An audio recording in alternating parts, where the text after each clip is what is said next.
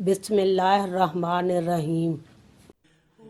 मिशकात शरीफ के मुताबिक हदीस नंबर 204।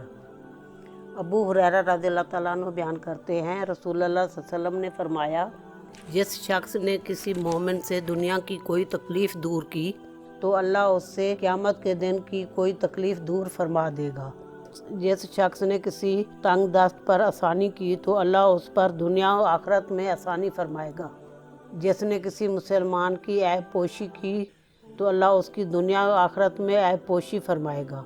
अल्लाह बंदे की मदद फरमाता रहता है जब तक बंदा अपने भाई की मदद करता रहता है।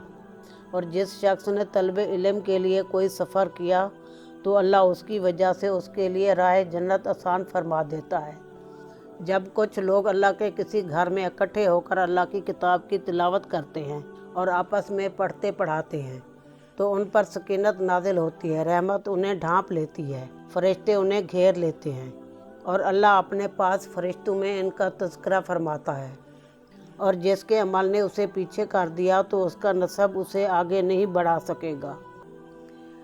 रवाए मुस्लिम हदीस नंबर 2699/38।